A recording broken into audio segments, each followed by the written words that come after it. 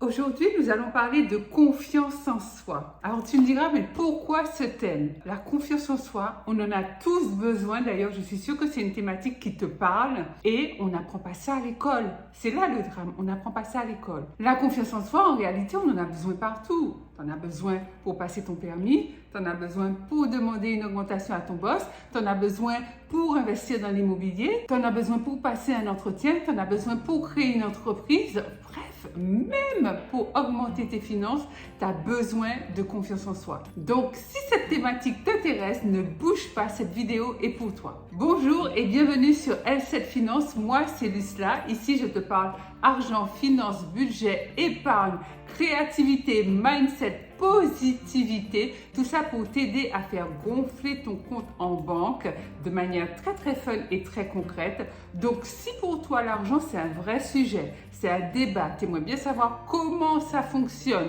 tu aimerais en savoir plus, tu aimerais en avoir plus, cette chaîne est pour toi, cette chaîne est la tienne.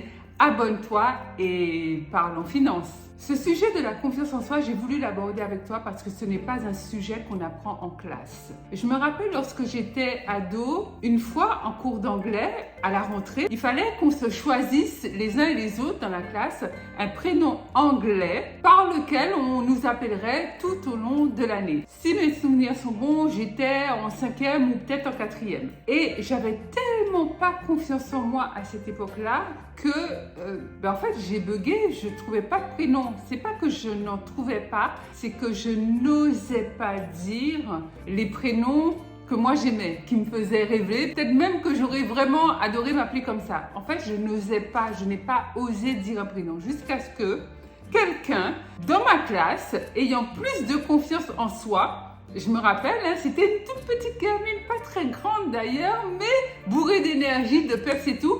Elle a dit comme ça devant toute la classe, eh bien si on l'appelait Lucy. En fait, Lucy, j'ai trouvé ça horrible. Alors, Lucy en français, c'est très joli. Lucy, c'est doux. Mais en anglais, Lucy, c'est comme... non, c'est pas passé. Mais comme je n'avais pas osé ouvrir ma bouche pour dire, pour donner le prénom dont j'avais envie, le prénom qui me faisait rêver, on m'avait collé Lucy. Tout ça pour te dire que, en fait, lorsque tu manques de confiance en soi, personne ne viendra te sauver en réalité. Moi, dans ma tête, peut-être qu'à cette époque-là, enfant, ado, je me disais, mais si je ne me manifeste pas, quelqu'un pourra donner le super prénom qui m'ira bien. Mais en réalité, ça ne se passe pas comme ça dans la vie. Les personnes qui manquent de confiance en soi manquent de tout. Manquent d'aplomb, manquent d'assurance, manquent d'occasion, on les découvre, d'occasion de s'exprimer. Et c'est ça qui fait toute la différence, négativement parlant. Personne ne vient sauver personne. Donc si tu constates que tu as un manque de confiance en soi, que tu aimerais avoir plus de confiance en soi, il faudrait que tu y travailles. Oui. En fait, augmenter ton niveau de confiance en soi, ça se travaille et tu l'augmentes par des exercices, par des expériences, à augmenter ton niveau de confiance en soi. On ne naît pas, personne ne naît hyper confiant en soi. Un bébé naît, il naît vierge de toute chose, de toute émotion, de toute habileté, capacité. Un bébé, à sa naissance, il n'a, pour ainsi dire, rien, si ce n'est le potentiel de se manifester lorsqu'il a faim, froid, chaud, sommeil, lorsque ses couches sont mouillées, etc. Donc des besoins basiques, très primaires en réalité.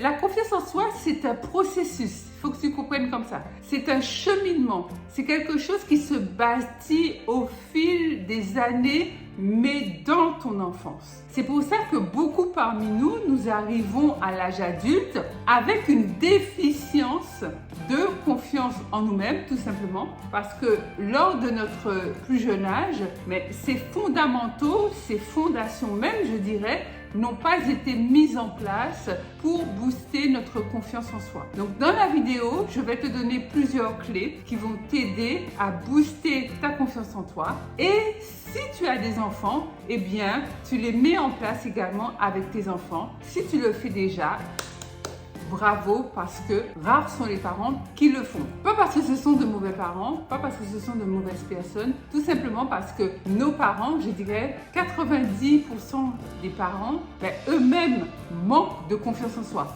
Alors comment veux-tu apprendre à quelqu'un, ne serait-ce que ton propre enfant, à développer quelque chose que toi-même, tu n'as pas développé? C'est pas possible, c'est mission impossible. La confiance en soi se voit sur bon nombre d'aspects de notre vie. Moi, encore une fois, je me rappelle de l'époque, toujours de mon adolescence. Je crois que cette période-là m'a un peu marquée parce que je pense que c'est là où je manquais de confiance en soi. Mais ouais, de l'adolescence, l'enfance, je me rappelle pas avoir des exemples comme ça à te donner. Peut-être qu'il y en a eu. Mais l'adolescence, oui, parce que l'adolescence, c'est la période où on veut un peu s'affirmer, montrer qui l'on est, donner nos points de vue, nos opinions, notre manière de penser, etc., etc. Et ça m'a suivi jusqu'à l'âge adulte, jeune adulte.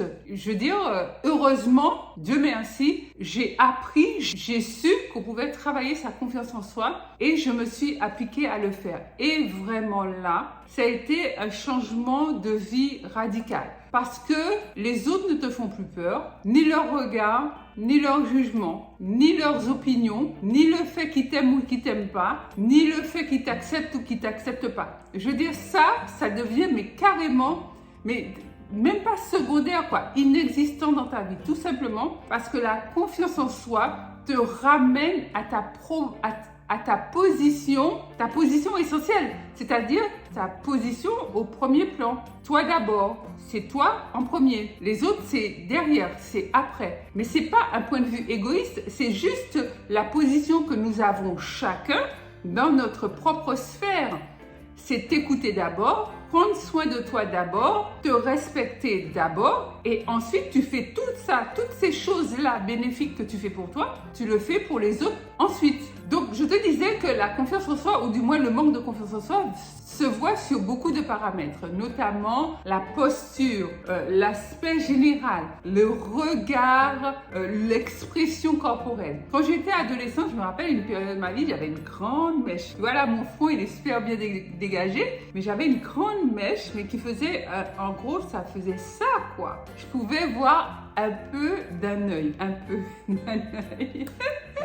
parce que j'avais une grande mèche comme ça qui me barrait le visage. Je marchais plutôt voûtée, le regard vers le sol. En fait, tout dans ma posture, c'était pas ça quoi en fait. Faisons un exemple ensemble. Là, tu vois, je me tiens bien droite sur mon siège, ok? Donc, tu te mets comme moi. Si tu es assise ou même si tu es debout, tu bombes le torse, tu envoies les épaules vers l'arrière et tu te tiens bien droite. Et là maintenant, tu vas faire le contraire. Tu vas commencer à te voûter un peu. Tu vas te voûter, tu vas t'avachir, tu vas commencer à regarder vers le sol. Tu vois? Est-ce que tu ressens que ta physiologie tout entière, les énergies qui te traversent, est-ce que tu vois la différence? Alors que tu as le torse bombé, que tu es bien droite, souriante, le regard vers l'avant, c'est complètement différent. En fait, c'est ça. La confiance en soi, c'est aussi ça. Et c'est ce que les autres vont percevoir en premier chez toi. Parce que la première impression, c'est la première impression. Surtout quand tu rencontres des gens que tu connais pas. Ils vont très vite voir, même de manière inconsciente d'ailleurs. Si tu es voûtée, si tu es souriante, si tu as le regard vers le sol, si tu as le regard fuyant, si tu n'oses pas, si tu es toujours un peu... Tu vois, les gens qui sont toujours un peu... comme s'ils avaient envie que le monde les serre dans ses bras. En fait, ça ne se passera pas, ça n'arrivera pas. Les gens te serreront dans les bras parce que, justement, tu leur inspires confiance, tu leur donnes envie, mais pas parce que tu fais pitié, du moins très rarement. Sauf si tu es victime d'un événement où là, oui, tu suscites la compassion. Mais susciter comme ça la compassion pour rien, les gens qui te voient vont juste se dire de manière inconsciente, ouais, ça n'attire pas. Parce qu'en réalité, c'est ça. Quelqu'un qui a une posture, qui manque de confiance en soi, ça n'attire pas. Personne ne pourra jamais croire autant en toi que toi-même. Et c'est la raison pour laquelle je te fais cette vidéo, de manière à ce que tu saches, oui, que tu peux augmenter ton niveau de confiance en soi. Des années en arrière, j'avais beaucoup de mal, vraiment, je te parle sincèrement, au fond de moi-même, j'avais beaucoup de mal à croire que moi, je pouvais réussir quelque chose de bien, que je pouvais avoir des choses extraordinaires, avoir des choses que les autres n'avaient pas. Vraiment être quelqu'un qui brille, quelqu'un qui réussit, quelqu'un plein de succès en fait. J'avais du mal à croire ça pour moi, tout simplement parce que je n'avais pas ces signaux-là, je n'avais pas ces indicateurs-là autour de moi. Et tu vois, il y a un truc qui est super paradoxal. Il y a un truc qui est vraiment limite bizarre, mais qui m'a quand même aidé à comprendre certaines choses. C'est que quand j'étais petite, ma grand-mère paternelle, que j'aimais trop, en fait, ma grand-mère n'arrêtait pas de me dire que j'étais intelligente. Emmerdante, soit, oui, je le concède, mais intelligente. Elle me disait toujours, en créole, ouais, mais une enfant intelligente comme toi ne devrait pas faire autant de conneries. Ou, mais, ah là là, cette enfant, elle est trop intelligente. Mais vraiment, ah ouais, toi, tu es intelligente. Ma grand-mère n'arrêtait pas de me répéter ça, je te promets. Et effectivement, j'ai grandi avec une déficience de confiance en soi, mais par contre, je ne me suis jamais prise pour une imbécile ou pour une idiote. J'ai toujours su que j'étais intelligente. Pourquoi ? Parce que ma grand-mère me disait ça tout le temps, en fait. Elle me rabâchait tout le temps que j'étais intelligente. Je pense qu'elle le croyait vraiment, hein. Mais elle me le disait.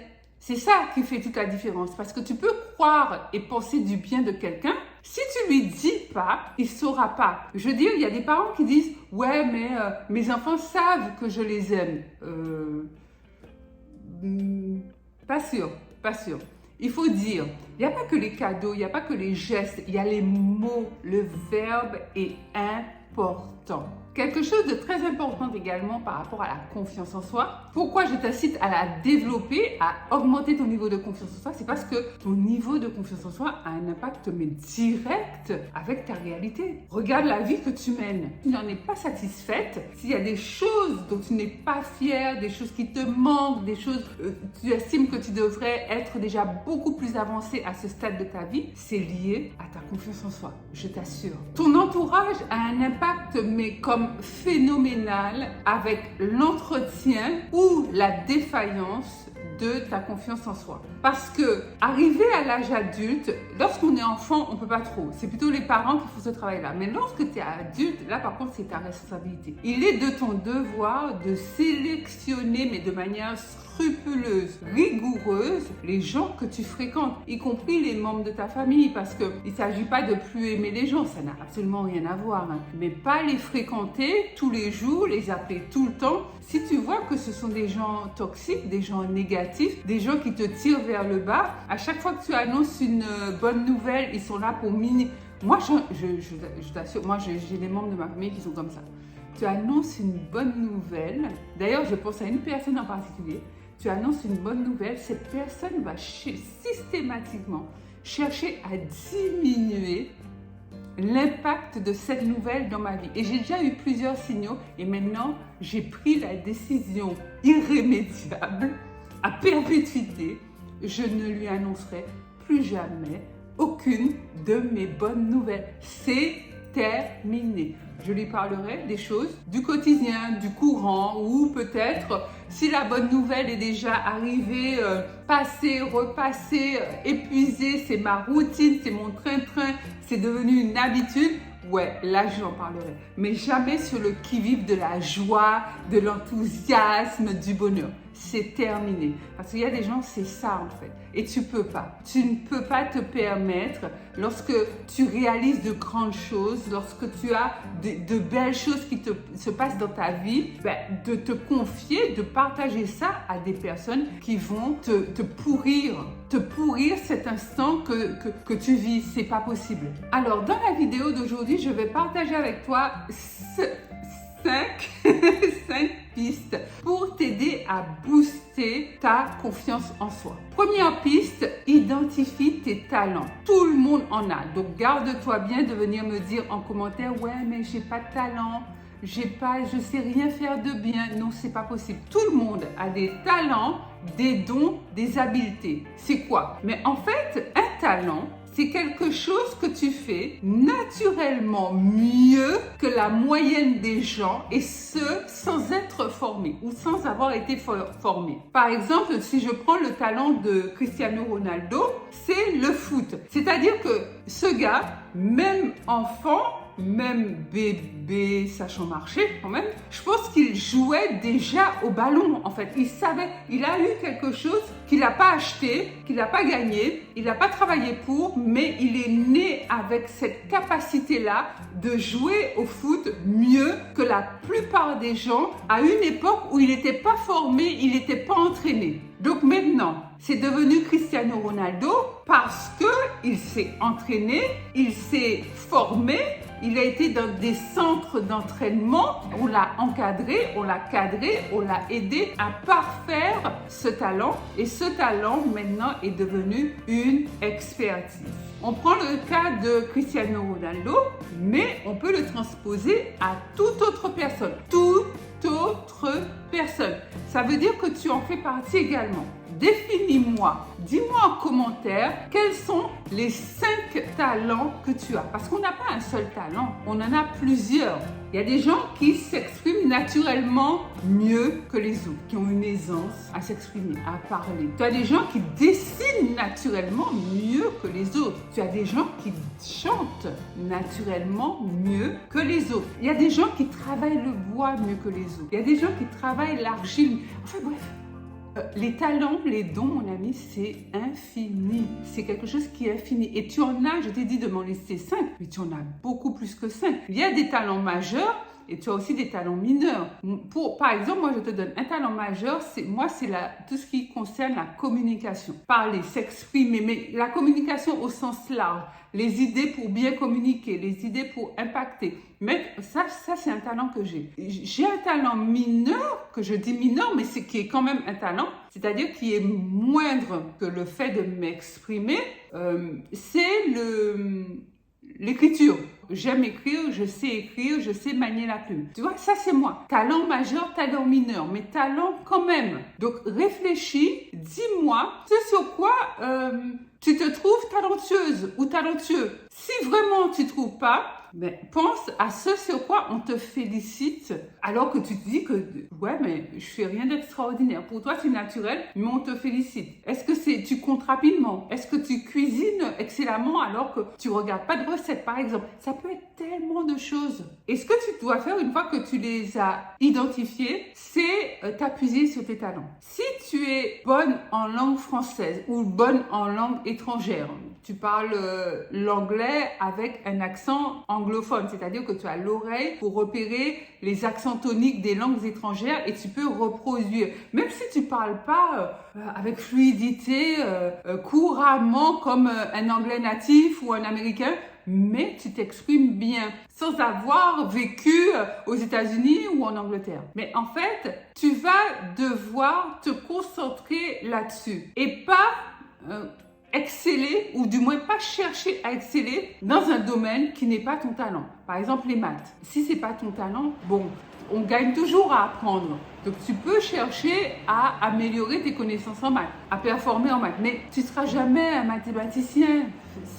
C'est mort. Donc, au contraire, focus sur les talents et pas sur la zone où justement on n'a pas de talent. Deuxième piste, arrête les discours négatifs et dévalorisants à propos de toi-même. Ce n'est pas possible. Tu ne pourras pas augmenter ton niveau de confiance en soi en te dénigrant, en te dévalorisant et en t'attribuant toutes sortes de termes négatifs, pas sympas et vraiment à la limite de l'insulte. Regarde plutôt ce que tu as déjà accompli dans ta vie. Et tu as déjà fait de grandes choses, tu as déjà fait de belles choses.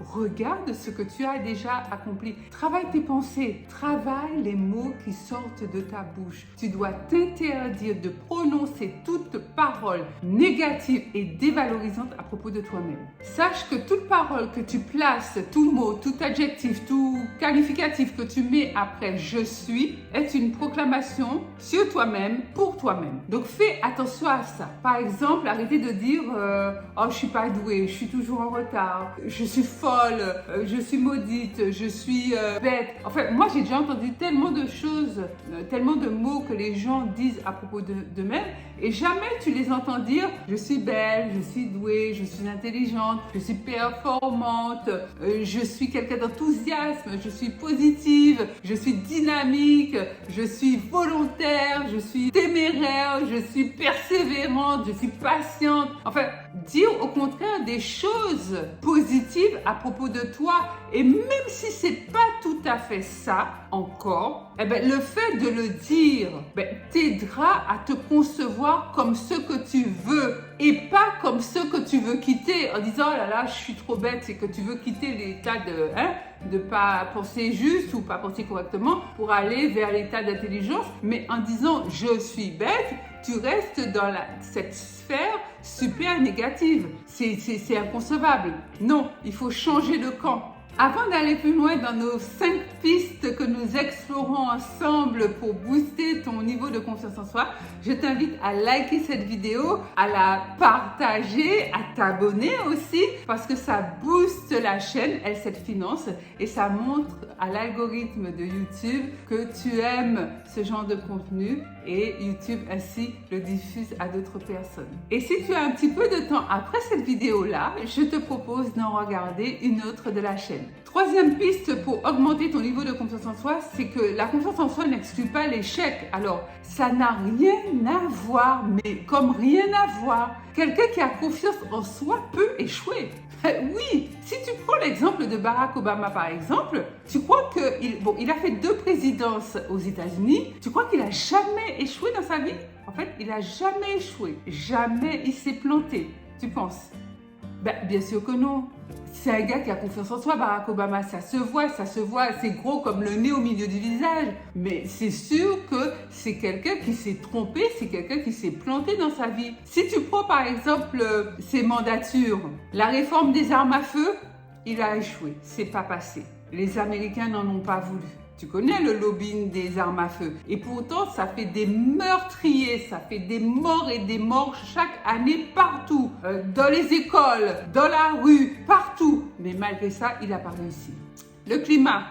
Il aurait bien aimé aller plus loin en termes d'écologie, de respect du climat par les Américains et notamment par les entreprises américaines. Il n'a pas beaucoup avancé durant sa mandature. La dette étudiante, ça c'est un vrai sujet américain. Il n'a pas pu réussir ça non plus. D'ailleurs, lui, Barack Obama, lorsqu'il a été élu président, il continuait toujours à rembourser ses frais d'études parce qu'il a fait de super grandes écoles. Il a fait Harvard, c'est vrai. Mais Harvard, c'est 100 000 $ l'année. Barack Obama, c'est pas un garçon riche, il n'est pas né d'une famille riche, au contraire, il est né d'une famille vraiment moyenne, vraiment de classe moyenne, voire même moyenne moins, à Hawaï, et sa maman l'a élevé seule. Le salaire minimum, il n'a pas réussi non plus. Pourtant, aux États-Unis, on sait très bien qu'il y a une très très grande précarité. C'est le pays des extrêmes. Alors on peut être milliardaire ou crever dans la rue. C'est comme ça aux États-Unis et il a voulu instaurer un salaire minimum.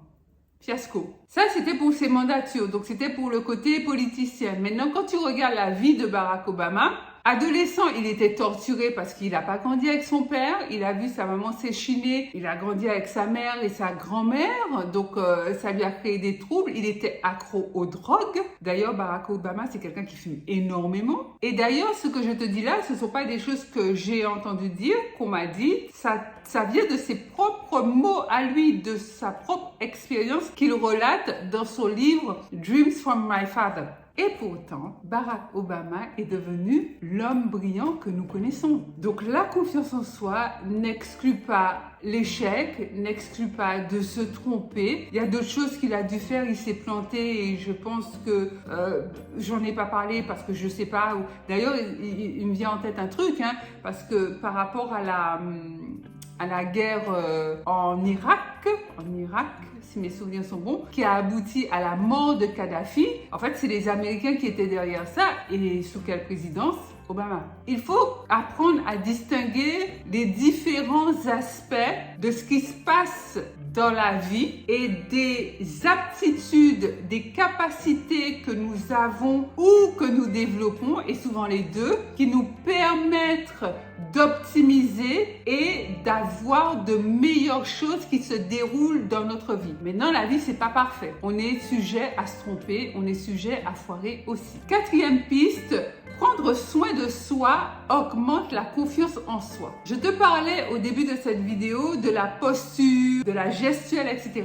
Mais en fait, tout ce que tu vas faire pour toi, d'un point de vue personnel, d'un point de vue essentiel, en termes de bien-être, en termes de considération de qui tu es, de prise en compte de ta valeur, de la personne que tu es, va drastiquement augmenter ton niveau de confiance en soi. Ta tenue vestimentaire, ton poids, est-ce que tu fais du sport ou pas, ton alimentation, est-ce que tu te coiffes ou pas, est-ce que tu prends soin, est-ce que tu te maquilles? Alors moi, je ne dis pas aux gens qu'il faut se maquiller, mais est-ce que tu te fais des soins de visage? Enfin, tous ces aspects-là vont donner un indicateur fort si ta confiance en soi est en train d'augmenter ou si ta confiance en soi est en train de décliner. Cinquième piste, sors de ta zone de confort. La zone de confort, c'est un piège. Pourquoi? La zone de confort, c'est là où on est bien. Là où on est bien, tout va bien, ne touchons à rien, je maîtrise mon environnement, je gère ce que j'ai à faire, tout baigne. Mais en fait, tu dois te challenger, tu dois essayer de nouvelles choses, tu dois tester de nouvelles choses. Ça fait partie de la vie et c'est ce qui nous fait grandir. Ça fait grandir émotionnellement, ça fait grandir en termes de challenge neuronal, on va dire, tu vois, pour booster ta créativité, avoir de nouvelles connaissances, apprendre de nouvelles choses. Ça fait grandir spirituellement parlant et ça fait grandir aussi en termes de confiance en soi. Moi, créer cette chaîne YouTube, c'était un vrai challenge pour moi. Pourquoi? Parce que je me demandais comment j'allais gérer ça. C'est super chronophage entre tourner les vidéos, les monter, les diffuser sur YouTube. Enfin, bref, je me disais, mais je vais jamais m'en sortir. Et je me suis dit, écoute, si tu ne testes pas, si tu n'essaies pas, tu ne sauras jamais. Et finalement, quelques semaines après, je suis super contente, Et je me suis écoutée, j'ai osé, je l'ai fait et j'ai mis en place une organisation pour le faire. Mais pour pouvoir faire ça, j'ai dû sortir de ma zone de confort. Quel est cet objectif que tu veux atteindre? Quel est ce rêve que tu veux accomplir et qui te demande de sortir de ta zone de confort? Dis-le-moi en commentaire. Plus ton niveau de confiance en soi sera élevé et plus tu sauras saisir de nouvelles opportunités. Tout simplement parce que des opportunités, nous en avons tous. Mais par contre, les opportunités, nous ne les saisissons pas tous. À cause de la peur, à cause du doute, à cause du questionnement, à cause des « je n'en suis pas capable, j'en suis pas digne, c'est pas bon pour moi, il n'y a que les autres qui réussissent ». Quand tu augmentes ton niveau de confiance en soi, tu n'as plus ce genre de questionnement. Tu auras la foi, tu auras la croyance que toi aussi, tu peux réussir. Que ce soit en termes de compétences, en termes d'habileté, de dons, de talent, en termes de mindset, en termes de croyance, tu sais que tu es sur la bonne route et que toi aussi, tu peux réussir. Avec le temps, avec la patience, tu te rendras compte que tu es capable de réussir tellement plus de choses que ton esprit était capable de l'imaginer et de le concevoir au préalable. Donc, je t'invite à mettre en place ces 5 pistes pour augmenter ton niveau de confiance en soi. Dis-moi en commentaire laquelle de ces pistes tu es prête à mettre en place en premier. Pense à liker cette vidéo, à t'abonner, à la partager massivement autour de toi sur WhatsApp, Telegram, etc., etc. Quant à moi, je te dis à tout de suite sur Instagram, sur mon compte Lucila Léon Félix Coaching. Tu peux m'y suivre d'ailleurs. Sinon, à mercredi et samedi, ici même sur YouTube, pour de nouvelles aventures financières. Bye bye.